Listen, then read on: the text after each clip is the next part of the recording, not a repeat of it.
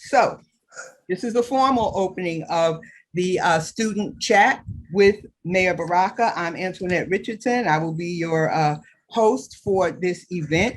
Welcome to the Mayor's Book Club Student Chat with Mayor Baraka and the young people from Rutgers Newark Center for Pre-College Programs. We know that there are a number of programs under that umbrella and that you may be in one or the other of them. In a few minutes, when you get the opportunity to introduce yourselves, if you wish, you can say what program it is that you participate in or what it is that you do. Not a whole biography because we have are very, very short on time, but just to give us a snippet, of who you are, what school you go to, what grade you will be in September, and if you wish, what the program is that you participate in, what school you go to. Okay.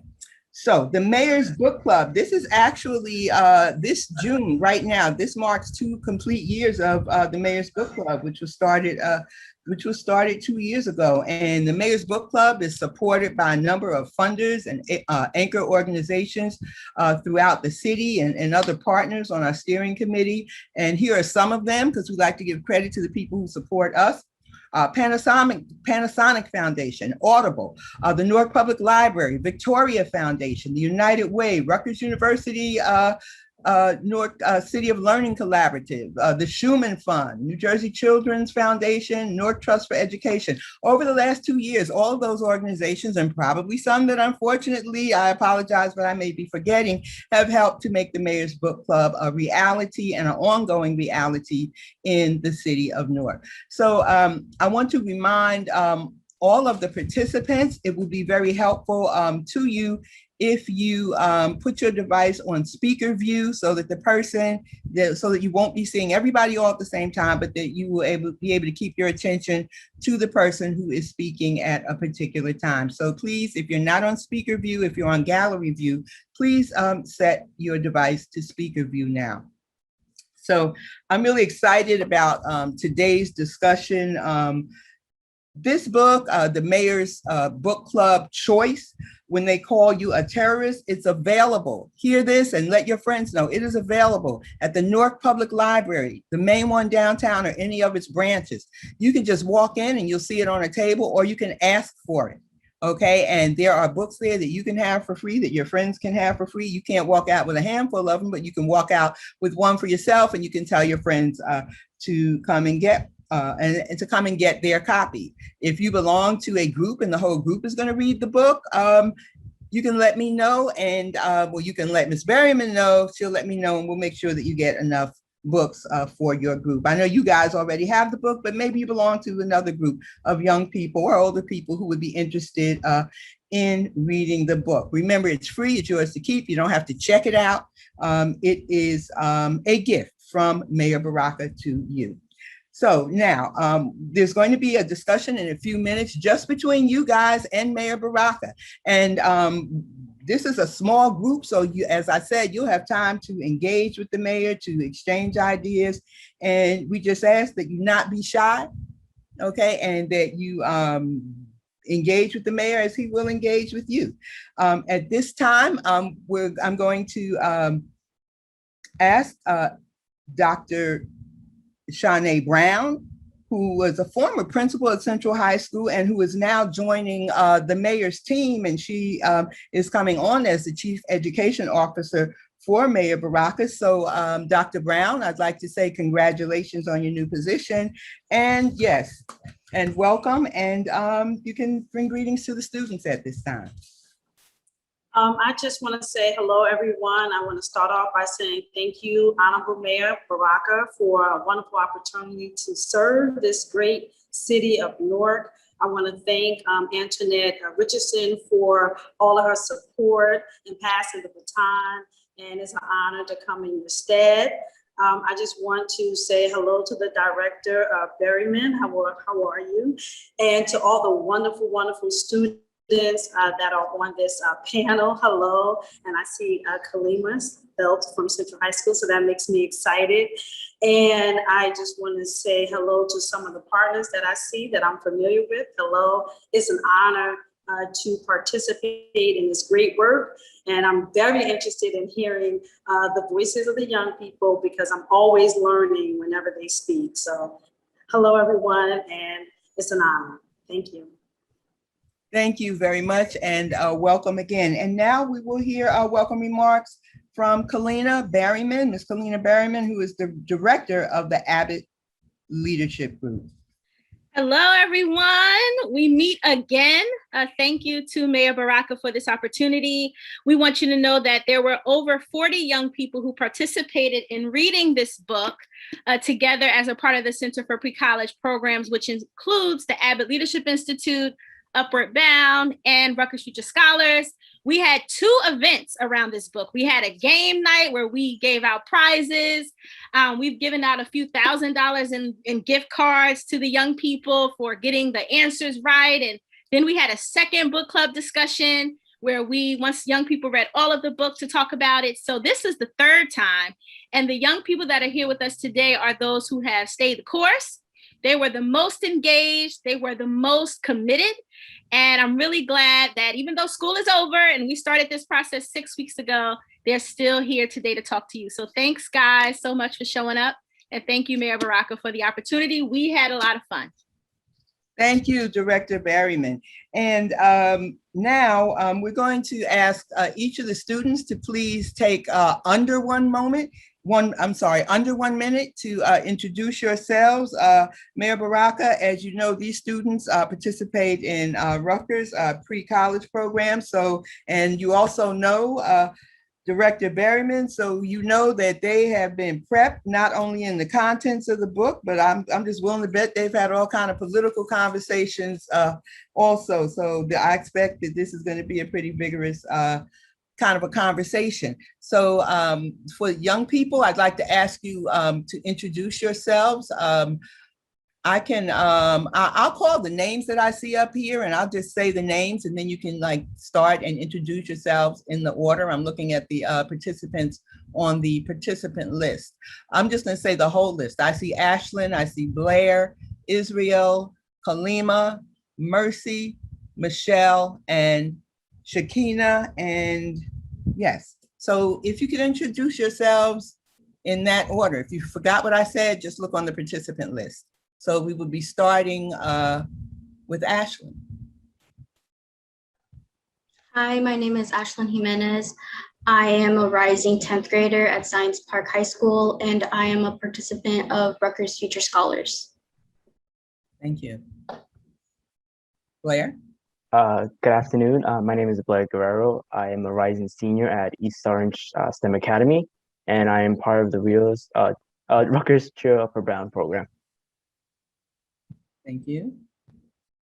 Who will be next? Israel? Hello, everyone. My name is Israel. I'm part of the Abbott Leadership Institute. I'm a senior at Rutgers University North. Thank you. Who is next? Kalima? Yes, Your name? my name is Kalima Phelps, and I go to Central High School. What grade will you be in next year?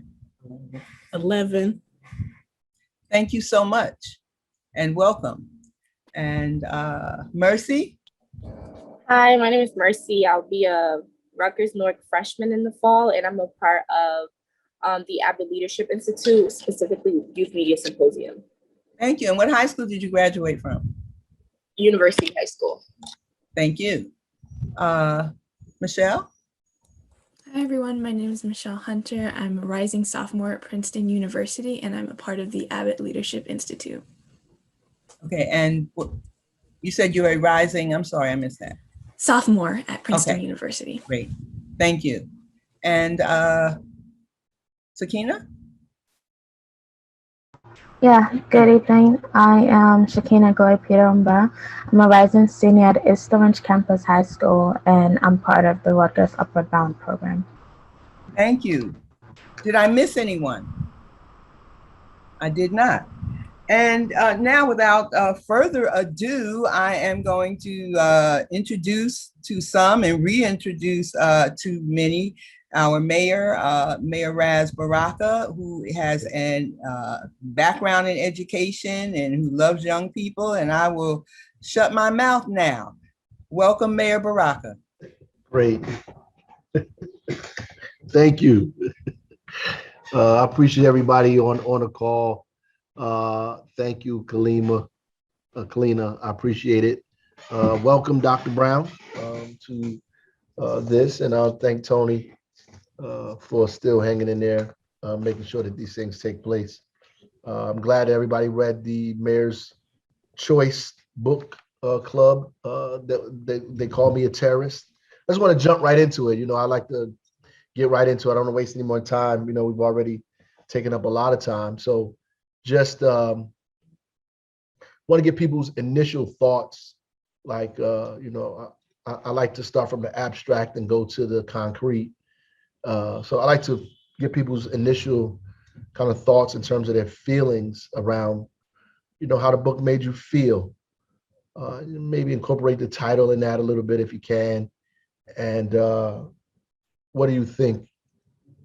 Did she meet her objective or any objectives in terms of writing this book?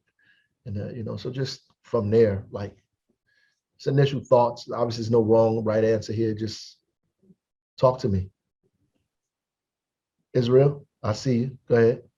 So one of my initial thoughts was, I in particular liked how she had this emphasis on how her family was affected by multiple systems and the behavior outcomes of those.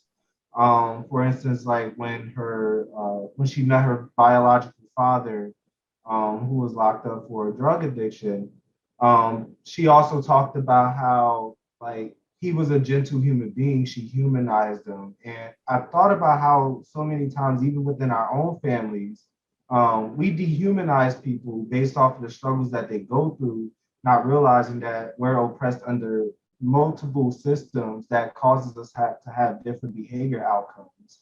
I just liked how she humanized her own family, but also pointed to how the systems affected her family as well. Anybody want to jump in? Yeah, definitely. When I first saw the title of the book and, you know, I heard that it was about the Black Lives Matter movement, I was not really surprised. I was like, yeah, that checks out. Because looking at the conversation surrounding Black Lives Matter, you see a lot of people sort of refer to demonstrators, regardless of if they're peaceful or not, as terrorists. And this book just really gave an insight to where even prior to the summer of 2020, like the start of the movement, why it started, and it just sort of, just cuts off at that 2016 election. And I just found it to be very sort of inspiring and eye-opening to me. For me, I would say not necessarily abstract, but more overarching trend that I see in the book is that sometimes when people speak critically in literature, the message can sometimes be lost and they can overcomplicate certain things. But I think here, especially in the first few pages, when she does like the outline of what the book is going to be talked about, it's simplistic, but still uses some critical language that I think is important and also very simple to understand. And I think the book is accessible to multiple audience types, and it's not just overcomplicated, like I said before. Because it's more like a novel. Anybody else?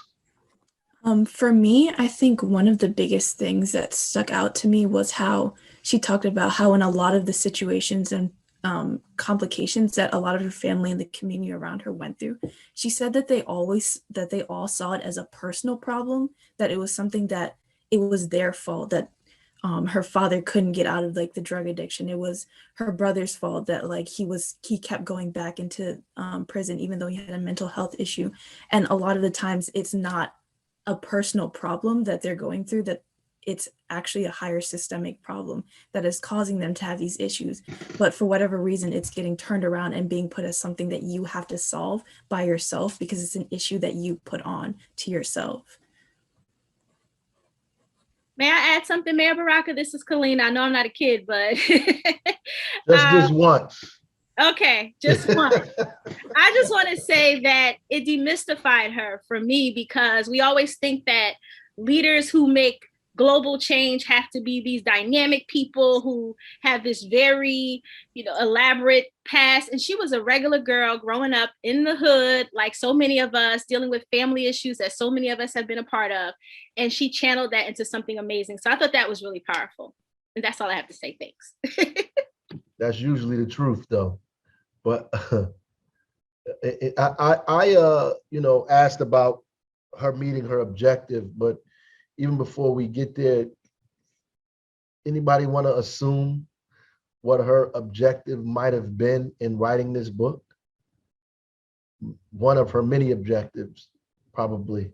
I would say one of her many objectives, at least what I saw, was like trying to sort of expose like the criminal justice system that the US has, which is something that I've seen like even before reading it, is like they treat like prisoners like caged animals in pretty much a lot of states, and it's like it's not a very well solution to the problem that they're trying to solve, because like the more you treat them like as inhumane as you can and expect them to like return to a functioning society where they can be a part of, but it's just like how do I say it? It's just sorry, I'm stuck on long words. Maybe someone can jump on with this. Yeah, that's fine. Want to help him out, somebody? I was just gonna say I definitely agree with his interpretation of like trying to expose the criminal justice system. I also believe that when we read books and like literature, we should pay attention to author's purpose and how the book is written the way it is. So when we look at the book, it's more of a memoir instead of her just spitting out information, or her, just going through a regular interview and her saying like, yeah, I'm a girl from the hood, X, Y, and Z. But the way the book is written, it's to show that Miss Kalina, like what Miss Kalina was trying to explain about how our past and the way in which we grow up plays an essential part in how we try to make these monumental world changing events, if that makes sense. So I think that the incorporation of both of their backgrounds and where they come from and how those things have influenced their perceptions of the world or their interpretation of social justice, and to expose these different forms of double standards and injustices that happen in the criminal justice system and in like the US, and how anti-Blackness just plays a part in that writ large. Anybody else? And before I tell you what the high school kids thought her objective was. Okay. Well, I believe that her objective was to sort of provide a background on the movement, because when it comes to a lot of movements, a lot of times all most people say is just what's on TV, right? But just reading the book, you sort of just see how it all started, and it gives you a more understanding of what it actually is about. Nice.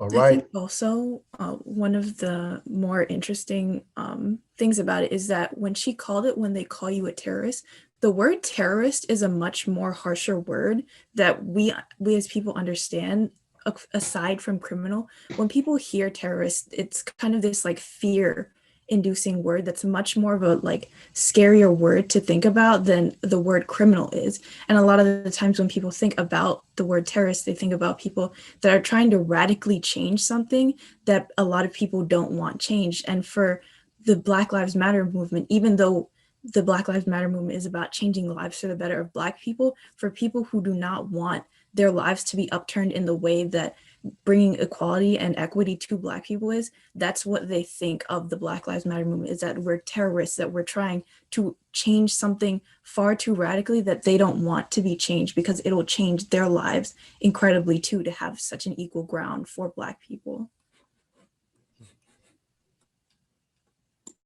Ashlyn, you got something to say about this? Yeah, I agree with Michelle, and I really think that this book not only tells the story of her life, but it's also almost like an informational piece for people to educate themselves about what's really happening and what's been happening for decades. Because like a lot of people have not experienced the kind of discrimination that was depicted in this book. A lot of them have never, you know, like been confronted by police the way that Patrice Concolors' brothers were. They didn't have to live the double life that she lived when she went to almost an all-white high school. They didn't really go through those difficulties and struggles that she went through. So they don't have the same perspective on different laws that might be passed because it won't affect them the same way that it affects the Black community. So I think that after reading this book, I have a better understanding of that. And I think other people will definitely have a better understanding of discrimination in this country. Excellent. Kalima, you want to add something for us? Yes. You know what? It's Kanila. When we read the book and she told somebody, well, we did the audio book, of course, so that she could get through it. Of course. And as much as, you know, you talk about how you felt when she told someone she was reading the book, they said, well, what was going on in the book? And she said they were killing people. So she got that part, you know, she understands that there was a lot of traumatic things going on. You know, we talked a lot about when the girl had to leave home at Kalima's age, you know, so she got, you know, not a deep understanding of the other people, but she understood that surface stuff and it's important. It's still something that we could talk about. Absolutely. Absolutely. So the other kids, which I thought was interesting, and I think some of you guys touched on it as well, was saying that she was trying to humanize the Black Lives Matter movement to make people, these are the high school kids, I think they were freshmen, as a matter of fact, were saying that, you know, after they read the book, they had a deeper understanding of what Black Lives Matter was about. And she was trying to take people through that so that they would appreciate, and those are my words, appreciate her struggle and what the movement was about in general, and like really kind of juxtapose it against the word terrorist, right? So why terrorist versus all of the other kind of things that I've been going through and seeing, and boom, here it is. What do you think about that? I was just gonna piggyback off of what Michelle said, like when we like really look at the word terrorist and like how it's definitely one, I don't want to like repeat what she said, but I also think that when we examine the word terrorist, like similar to what I was saying before, I think it's also her indirectly talking about themes that she don't like completely explain in the book. So like the idea of like Black Lives Matter being terrorists or anything that is attached to Black flesh always being demonized. I think it's also the theory or the theme of like people just being negrophobic or anything that Black people decide to become radical about. It just becomes like we are weaponized. We are seen as these over destructive weapons that just need to be annihilated and need to be feared because of what we tried to accomplish in the first place. So I think how she juxtaposed terrorists to just like normal protesters or people who are activists is very important, and that it plays those themes even though she doesn't directly say it in the book. On the money. Anybody else? Anybody disagree with that, or you want to add on? Yeah, I just want to add on. I think that definitely goes in line with what Michelle said earlier. That word terrorist just like gives you the impression that if someone that's just out there to cause terror and chaos, and she just seeks to sort of change the narrative that a lot of people that do not wish for racial equality try to put on the screens every single time. So I do believe that that's why she used that word, because the word that a lot of people that fought for racial justice have heard before. You know, they called MLK a terrorist, Malcolm X, all those wonderful leaders, and we sort of just see that constant revolving pattern. So the power of defining other people defining you versus you defining yourself, right?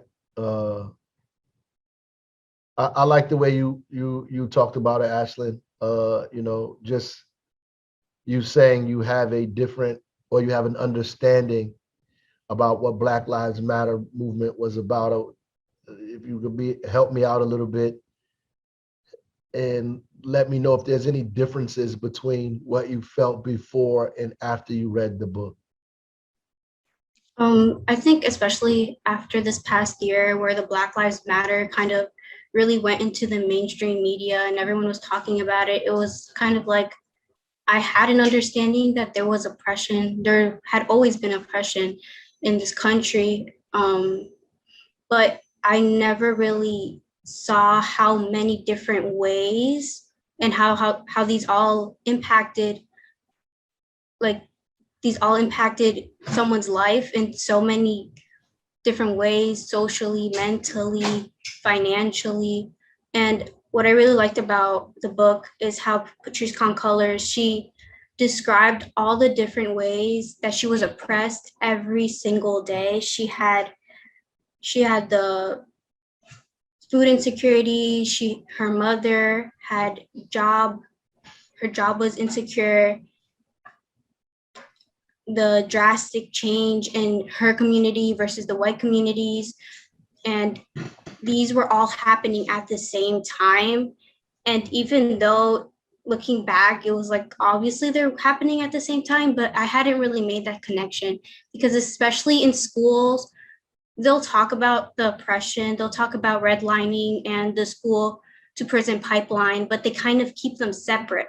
So this book really put them all together, and she really explained how they were all affecting her at the same time, and she had to struggle with all of those things happening every day, 24/7. And I think that really was like a wow moment for me, because it was a struggle that I had understood, but not to the extent to what it happened for her.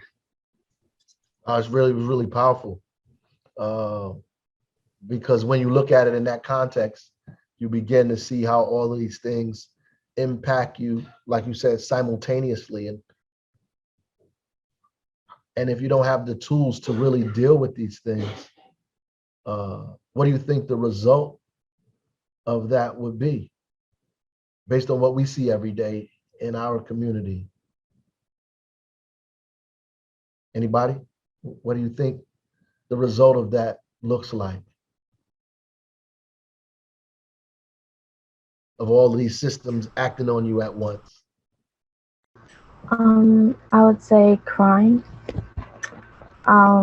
You have high rates of drug addiction and just people that are really hurting but are unable to just get help because they don't have any help in their communities. You have people that resort to violence in an effort to just have some kind of release and just let things go. You have high suicide rates, and it's a very dire circumstances as a result of, first off, lack of investing into these communities, and second off, the systems of oppression. I also think that it looks like generational curses. So you see just a pattern of people. Can you explain that to me when you say generational curses? I don't know what that means. So when I say generational curses, you see a pattern of negativity in Black homes. So like the people who grew up with no fathers, or people who grew up in broken homes, like just that very monolithic understanding of Black families and how we can only exist in these one ways. And they assume that this is by choice, or that, a young Black boy joining a gang is by choice and that he has other routes to take. But they ignore that when these systems simultaneously affect Black people, it becomes difficult for us to maneuver through life and just take these different negative outlets that are placed in our community strategically. And unless you've experienced it, it's hard for you to understand. And I think that's what Ashlyn was talking about how she had an idea of what anti-Blackness was for Black people, but once she have read the book and then she see how they all work together to strategically make sure that Black people take these negative routes, it becomes easier to understand these generational curses or why things are the way they are with Black people in the first place. So I would just say when these system of oppressions work together, it's strategically put in our communities, not only by white people, but just by these structures these structures that are already, it's like you're kind of a damned if you do and damned if you don't, especially if you already meet the quote unquote stereotype of what it means to be a Black person and grow up Black. So I think just not to be repetitive, just like this very hard cycle that you have to break. And even if you do good in school, you get good grades, it's like you still have to go the extra mile. Like it's still you try to break the curse, and then you're met with nonsense as soon as you try to, break that stereotype. You guys will get in trouble in other states talking about this stuff, Anybody else want to add anything to this? To that, I thought those was great comments, by the way, but yeah. I think adding on to what Mercy said, in the sense that like even trying to break out of the cycle, even if you see a successful Black person, or you see a lot of in the media, like they're trying to say, oh, Black people can be successful too, that doesn't mean that they're going to stay successful. Those generational curses and those cycles that all these systems of oppression continue to put onto Black people, they're not changing anytime soon. They're not something that have broken, and that Black people who have become successful are out of that system, or out of the systems that continue to come against us. They're still working against us. And that's why a lot of the times you see those Black successful people, the generations that come after them are right back in the same spot that they got out of. And it's not something where you can just say, oh, this is a one-time thing where they're successful and forever on they're going to be successful. It's not like how white people can be successful and their children can continue to reap off of the successes of their past ancestors or the past generations. Black people do not have that luxury of having that continuation because of the systems that are continuing on to oppress us. That's a great analysis. I'm so happy Michelle brought up the Black people that they promote in mainstream media. If we really pay attention to the type of successful Black people that they portray, they're either in like sports or entertainment. Very few do you see like Black people who don't provide pleasure to like non-Black people, or like some sort of like entertainment, or like some sort of other, like just adding on to the enjoyment in white people's life. Very like I've never in my life have I walked into a hospital and seen a Black woman doctor that could treat me, right? So it's like when you like, I haven't seen a Black woman that's an engineer that's accessible to me or that's in my neighborhood. It's very important to pay attention to the type of Black people that are successful, and that the type of Black people that young Black people look up to. Is like these are very isolated events in which Black people are successful. And if you were to tell them to like, it's just very funny about like the type of Black people that they choose to promote, and how there's just such isolated and unique events that these Black people have gone there. And also, I bet you if you were to talk to those Black people who are super duper successful, the type of mental strain and there's other forms of racism that they have to go through. Like those systems don't just disappear because they're higher on like a economic level. Like there's still a socio-economic level of how they have to maneuver through white people on a daily basis. Yeah, definitely what Mercy said, with how there are specific groups of people that just want to outline as how can Black people be oppressed when most NBA players, this and that, and just sort of just get the same thing over and over again. I also just want to add that there's successful Black people going outside of entertainment that did make it up there, like namely Barack Obama or Kamala Harris, that they are exceptions basically. And if you really ever ask them, what is your story? You hear a lot of things that you would not find in the story of a successful white person. And despite how they may have overcame these obstacles in a way, these obstacles are still there. It shouldn't be as hard as it was for them, for every single Black person. The point is for a Black person in power to not be an exception, but rather like the norm, like it's just kind of what you expect-ish. Israel, I haven't heard you in a minute. I definitely agree with everything that was said. And one of the things that I took note of was what Shakina said, there's the obstacles in their stories that like in these successful Black people that still points to how a system continues to oppress us. And white people they're not in a position where the system is oppressing them. So their stories of success always looks much different. Sometimes those barriers are not there, those barriers are removed. But when you have all these barriers in place, it's kind of hard trying to be that exception to the rule. And even within our own community, we always tell kids like, oh, we could look up to Barack Obama, we could look up to these successful Black people to make it out. But we're not making note of the barriers that exist, the barriers to education, the criminal justice system, how we continue to suspend kids for very low, like disrespecting a teacher. We send kids home for 5 days for doing that. And we don't look at the barriers that like continue to stop us from being those successful people.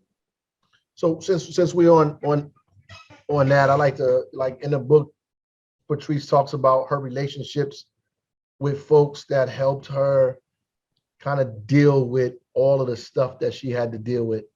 And I want to use the right words because we often use words that we don't know where we got them from that really takes away the power or the meaning of what we're actually going through, right? We use words that we get from mainstream media and we repeat them to describe stuff that really kind of almost belittles the journey itself or what we're actually trying to describe. So I don't want to say stuff, because it is a lot more impactful than stuff, right? The barriers that were put in their way, the systems of oppression that she had to grapple with, navigate, her family. I don't know if the family was dysfunctional. I don't know if I want to use that. I want to, the family was certainly impacted by external forces that created problems for them and broke it down in many different ways. The family probably functioned the way it was supposed to function in this kind of environment, right? Given the tools that they have. So it wasn't a dysfunction. It probably was functioning the way people decided that it should function. So, so she had people in her life that helped her navigate these issues, right? So how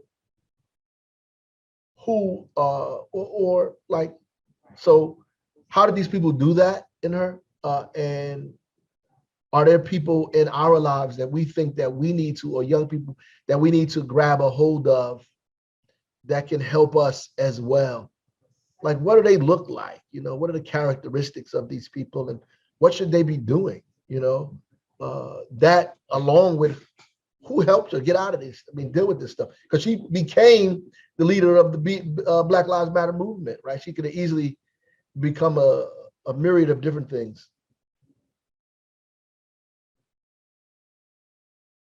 I would say that one person that was pretty helpful in her journey was, I think it was her art history teacher. When she was homeless, I believe that her teacher took her and a friend of hers in and just sort of provided shelter for them and a refuge. And she just sort of just had that, adult figure in her life that she could turn to for help. I think that is very important when it comes to children and raising young people, to always have at least one adult that you can go to. And I also think that people that sort of really helped her a lot was from her father's side of the family, Gabriel.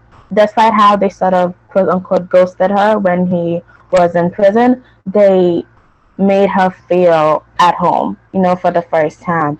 And one thing that I kind of noticed is that the reason why she was able to sort of feel that way was due to the fact that this was a middle class family. And it just really stuck out to me how certain things are privileges, because with her mother, she could not really have that, safe space, because her mother was just exhausted, quite frankly, like doing multiple jobs, raising the kids all on her own, and she just never, was there for Patrice the way I would say Patrice wanted her mother to be there for her. But then you see the middle class family, which is they don't really have to worry much about like paying the bills and stuff like that, and they sort of have more, let me say, opportunity to just, I don't know, just love each other like a family. And that was just one thing that stuck out to me. You can't let her just say all of that stuff and nobody else responds. Come on. That was a lot of stuff.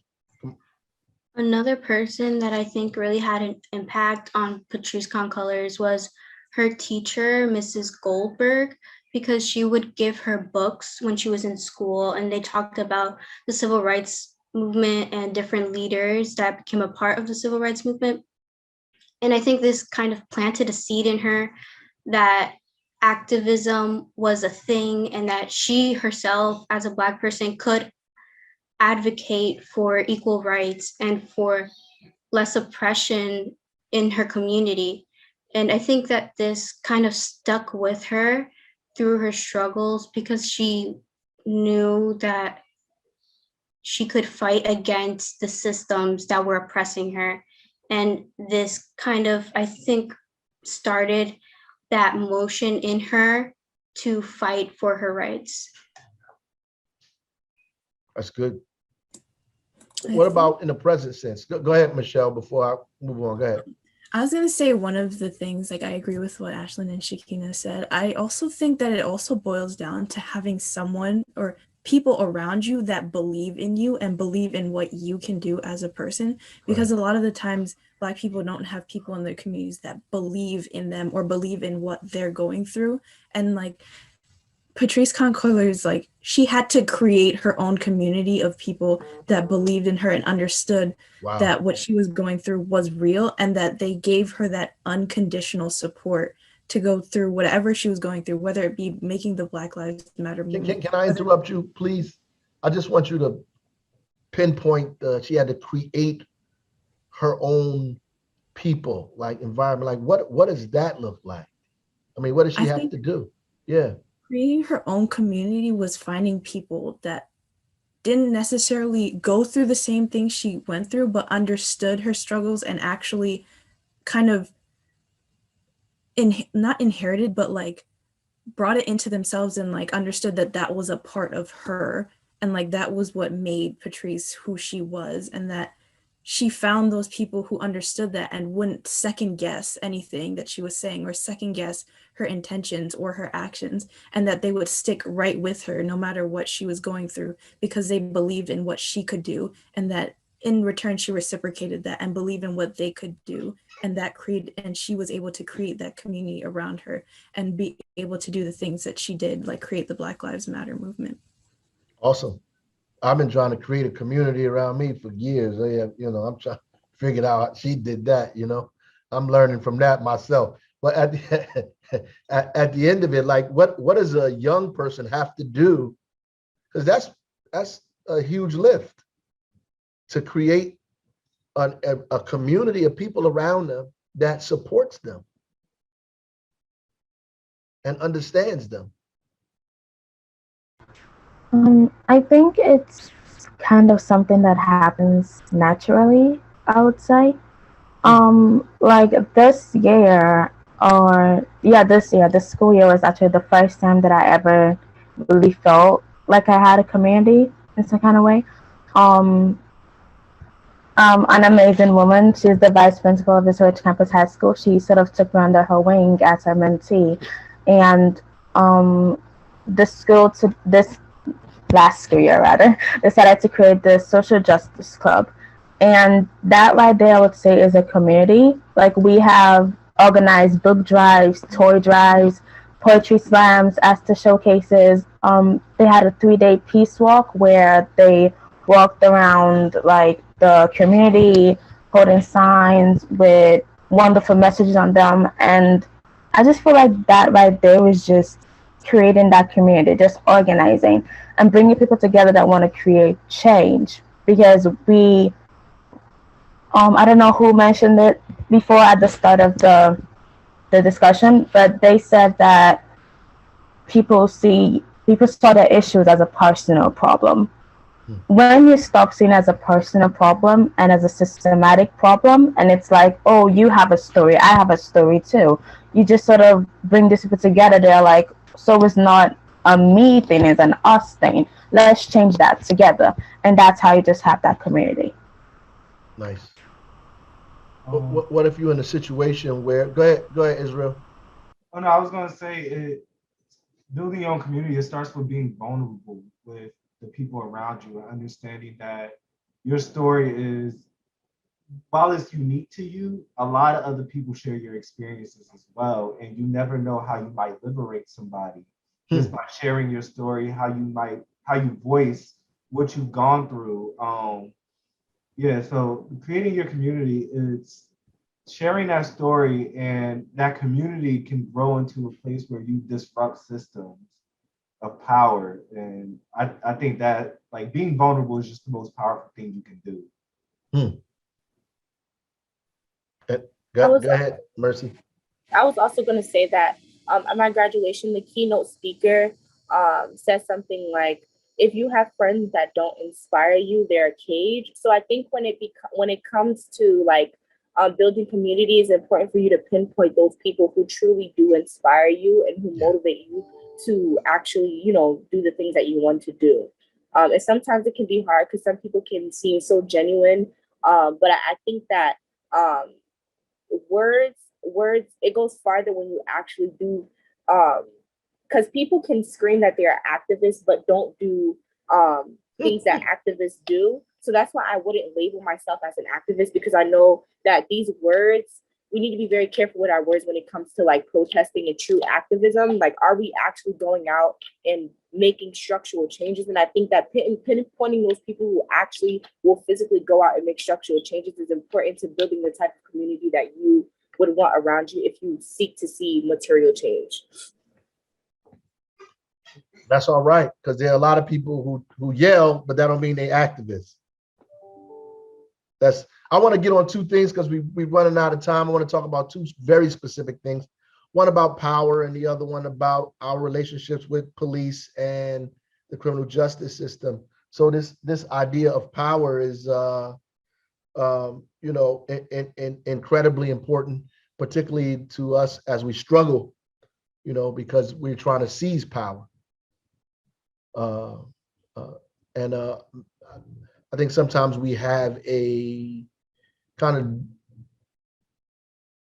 of not so clear definition of what power actually is, and so in your perspective, like in your view, who do you think has power in your community?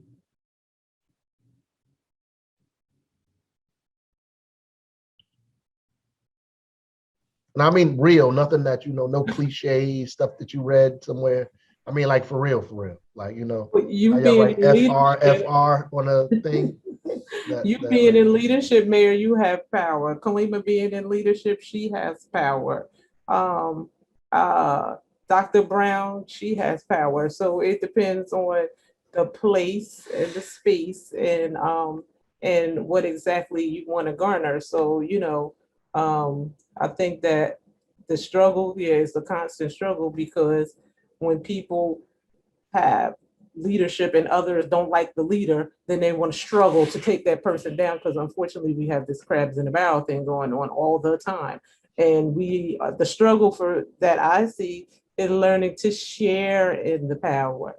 One person could be the leader, but we need to learn, like the students just said, to share in it, build communities around one another, find our commonalities, our common struggle, what the goal is for us all, and we need to all work towards it. Right. Like this last week, I said, when you said your first run, when I become mayor, we all become mayor. We still all trying to all be mayors.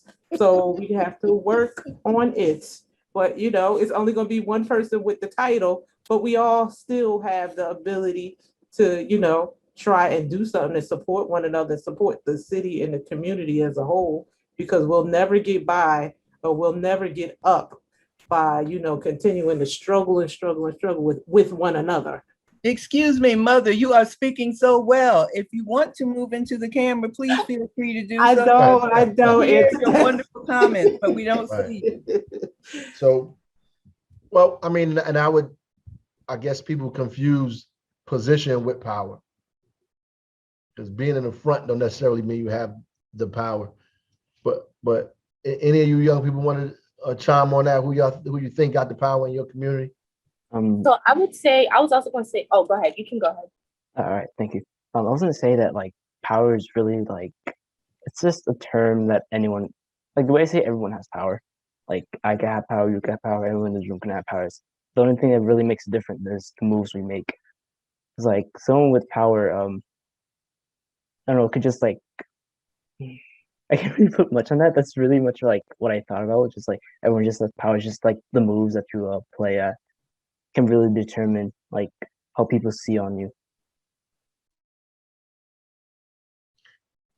Anybody else before I move on? Go ahead, Mercy. I was just gonna say, heavy on like the part we said is the moves you make, because I definitely agree that sometimes position and power can be conflicted, because sometimes the person who is actually seen isn't the one who's actually making the vital decisions.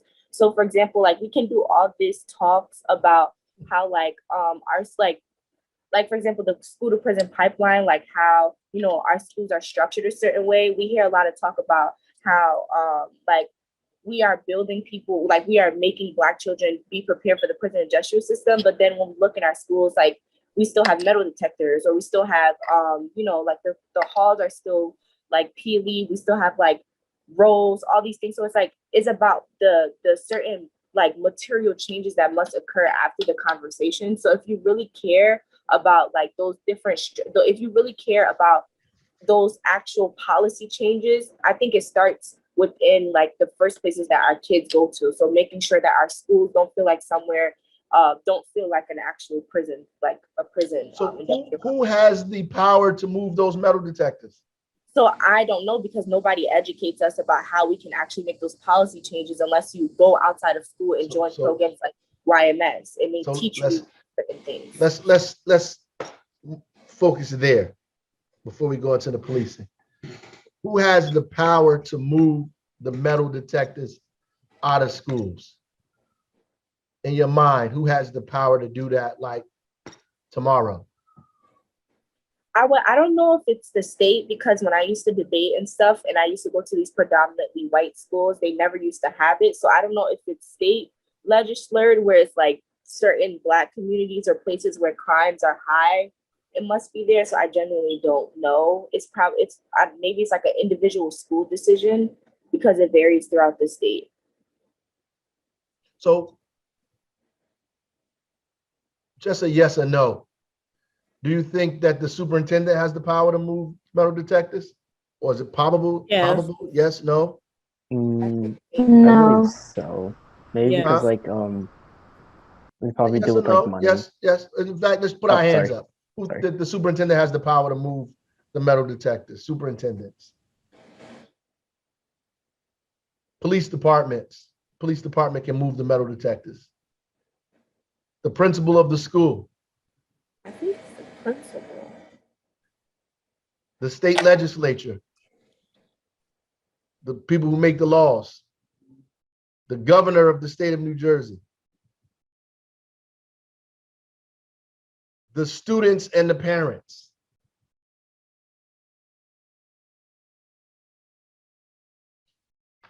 So you know what I would say? All of the above. So when we're having these discussions about power, we need to have a whole kind of meeting about what power is, because when you're reading Black Lives Matter, right? You're reading this book. What is she trying to do? What is Black Lives Matter trying to do? What are they trying to do? Eliminate the injusticeness that like Black people receive by like the government.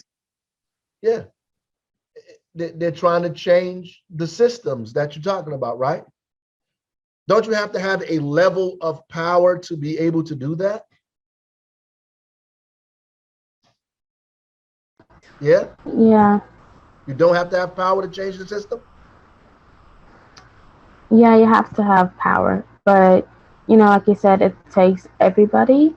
Like we could, like all the teachers and students could say we don't want the metal detectors, right? And it still won't pass if like the superintendent or principal is like no.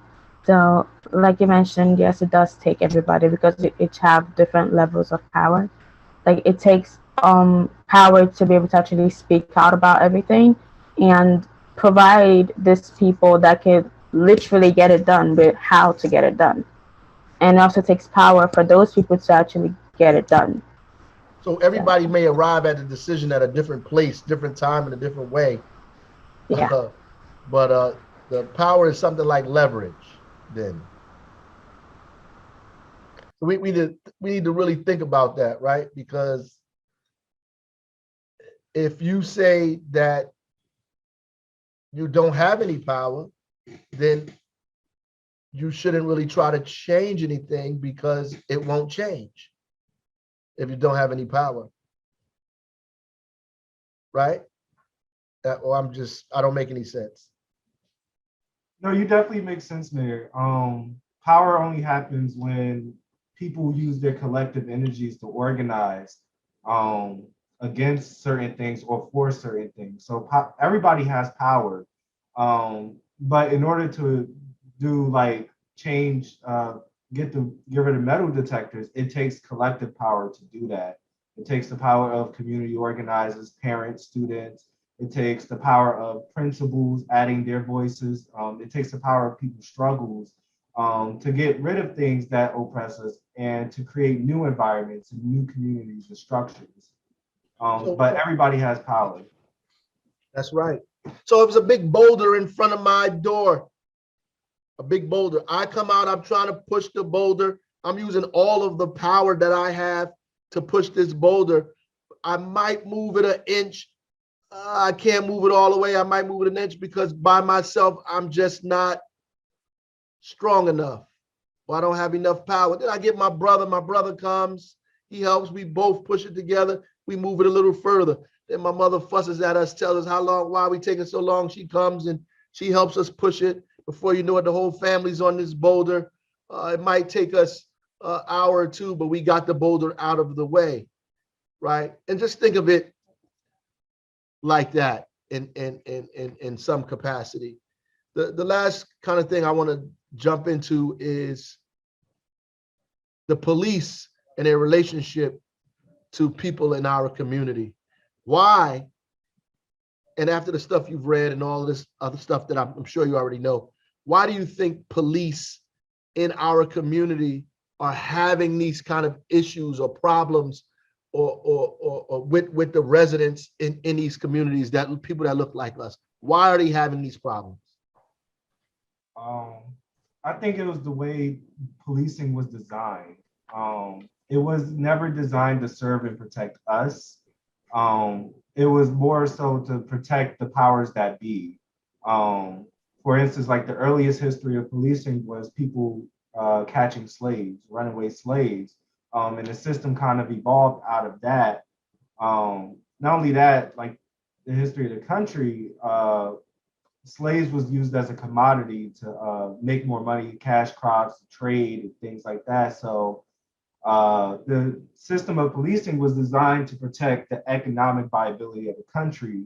So the reason why they have these kind of relations they have with our communities is because it wasn't designed to serve and protect us. The values at the core are not for us. It was for it was to protect that, like I said, the economic viability of the country and state. Anybody else want to disagree or add on? Yeah, I wish to add on. I think it has a lot to do with the fact that the police is not a solution at all. Sorry for the dark thing, it's pretty dark outside. That's all But right. yeah, I think it has a lot to do with the fact that the police is not the solution. Like I honestly just don't get why they do so many things that they do. We don't focus, people don't try to get to the root of the problem. They have more reactive responses than proactive responses. The point isn't to take care of criminals. The point is to prevent people from becoming criminals in the first place. And it has a lot to do with investing into these communities. You know, like it kind of like saddens me sometimes when I see little children, little boys with guns, because like you're a child, you shouldn't be doing that. But at the same time, it's like we look at these communities and it's like, what other outlet do they have? What recreational centers are there? What blue spaces are there? What social services are there to help these people cope with drug addiction and all those things that they are facing? And when they turn to crime, people just see that and they're like, oh, they're committing crime, let's get the cops in there. But people don't think as to why exactly is all of this happening. Like this is as a result of, quite frankly, centuries of oppression. And this is the result that we see today, but people just have reactive like, responses to it by putting more cops and even more cops. And the problem never ends, because I think that for, a lot of people, let me say, the police isn't really over here to protect us, but rather to protect people from us. And that definitely plays a part in the relationship. I think also a part of it comes from the fact that, like Shakina said, like these are systems of oppression that have been there for centuries, and that it's on both sides, from our communities where we don't have recreational centers, where everything kind of leads to us kind of being exposed to criminal activity from a young age, and that there isn't places for us to have outlets aside from criminal activities. But on the side of the police officers, like Israel said, where it started from slave patrols, but also the fact that it doesn't take much to train to be a police officer. It takes anywhere between like 6 months to like a year to train to be a police officer. And that's such a drastic difference from training for other jobs like being a lawyer or a doctor, anything else that actually has to do with you interacting with people and working with people. Police officers do the same interactions with people, yet they're trained in such a far less time, and it's such an easy job to get into, where you aren't screened for what your opinions are on Black people, where you can just get trained to handle a gun, to be able to handcuff somebody, people, to be able to do all these things, but you aren't actually like, I don't even know what the word is, but like you aren't kind of explored for what your views are on the people that you are interacting with, and the Black people that are disproportionately targeted by the police. And that albeit doctors and lawyers, they obviously do not have a clean slate, but there are so many more things that they have to go through in order, the time, the energy to actually be able to deal with people, and that they are held more accountable than police officers are when they have mishaps, when there are malpractices in the medical field. And it's that there is no accountability on that part of actually the timing it takes to train police officers, but also their actions afterwards, where the departments say there's not much we can do about it, that they're saying we're hands off on this because it was their actions and not ours. Right. That's pretty comprehensive response there. Anyone else on that? Or how do we begin to change the relationship, the power dynamics between police and our community?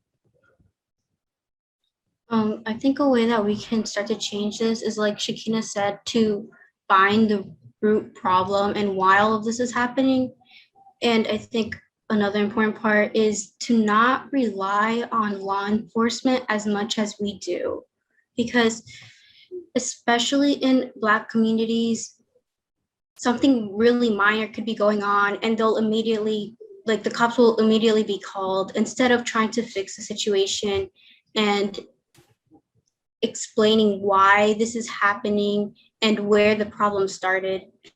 Because like, for example, like in the media, Karens, they'll use law enforcement as a way of being racist towards Black people. And I think that's not what should be happening. We should not be using law enforcement as a tool of oppression.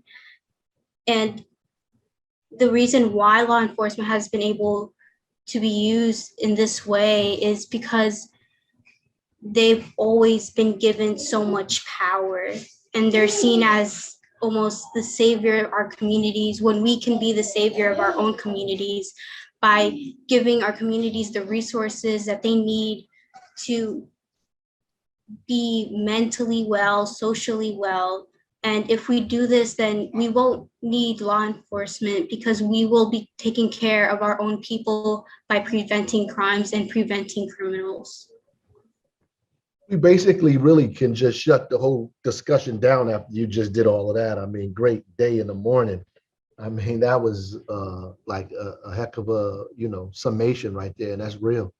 And I haven't heard it put that eloquent from adults, in terms of how we should change or why we should change those relationships. Anybody else? Because I have to. I'll be on here for the next hour talking to you guys, but I got to get out of here, unfortunately. But I need somebody to close us out. And you got to do a little bit better than what Ashlyn did. I know it's hard, but you got to top that. I'm not sure this is gonna top it, but I feel like one major thing police systems around the country could do is change attitudes. Most people when they call police, they have this aggression aura around them. And if you compare that with an officer that hangs around neighborhood passing out drinks or buying kids, just being a positive impactment on youthful lives. So that's really what that's pretty much the future of our countries. The young minds are just sponges that absorb whatever they can get without filtering it. So it's we can't really we can choose what they can take in. For example, I just said with the police, and much more friendly actions. And I feel if the budget is I think around $600 billion for law enforcement. I feel if they narrow that down, and probably use it something else, I don't know, host community gatherings for children, because not much of those are being put around nowadays. Right. At least where I see. I feel that's a pretty big step forward to trying to solve all this case, or at least just fix a portion of it. Well, I appreciate you guys. If nobody ever told you, you're very, very, very brilliant. I appreciate this conversation deeply. It's probably the best part of my day, the conversation I've had with you. Hopefully we get to do it again. Some other books that I would love to share with you guys, or you share with me. If you have any ideas for books that we should be making the whole city read, please, get it to us. We'll make those things happen. But I definitely appreciate it. I would say keep doing what you're doing, keep studying, keep talking, and you have more power than you imagine. Let me just say that. You have a lot more power than you imagine. So thank you, Tony, Kalina, Dr. Brown, everybody, all of you for getting on with us. Appreciate you. And Keneala hiding in the background. Thank you too. Thank you, Mayor Baraka, Right. and thank everyone. I also want to take a minute and thank the City of Newark Communications Department, the Director Sandra Roberts and Theo Liggins, who co-hosted this event. He was in the background helping out, making sure that everything went well. So thank you, brilliant, thoughtful, and articulate young people. I appreciate you all being on here. And if you don't know anything else, and you do know things about yourself, but if you don't know anything else, know how brave you are to come and to speak openly and publicly and give your opinions and be authentic about it. They say that public speaking is like the number one fear that people have. And, so it's something in our schools that we aren't able, or we haven't yet figured out how to give enough experiences in. So, to be able to do that, you might think, oh, it's not a big deal. I just went on and did this. No, it's a big deal that you're able to do this at this point in your lives, and it means that you're going to go on and just do even more greater sharing of ideas and developing of ideas as you move on in your lives. So what I want to say in closing is that we have all of your email addresses and phone numbers, so we will get back in touch with you for other events and to make sure that you know what else is going on with the Mayor's Book Club, and keep an eye on the city website for other things. Mayor Baraka is doing a lot of other things, whether you live in Newark, study in Newark, or work in Newark. The city of Newark welcomes you to be a part of everything that's going on in our city. And this is the book, When They Call You a Terrorist, Newark Public Library. This is the young adult version. The difference, yes, that is it. The difference between this and the paperback is the same text, but this is a nice hardcover book. And this book, as you guys noticed, it has pictures in it, and it has notes, that she wrote. So it has author's notes, and it has a lot of photographs in it, to help you to really be able to visualize, Patrice's life that she talks about. So you already have your books, but let all of your friends and your family know. All they have to do is walk into a Newark Public Library main branch or any of the branches and ask for the book. If they don't remember the name of the book, When They Call You a Terrorist, just say, I'd like the Mayor's Book Club book, please. And then you'll be able to get that book. So thank you so much. Goodbye, everyone. Stay safe.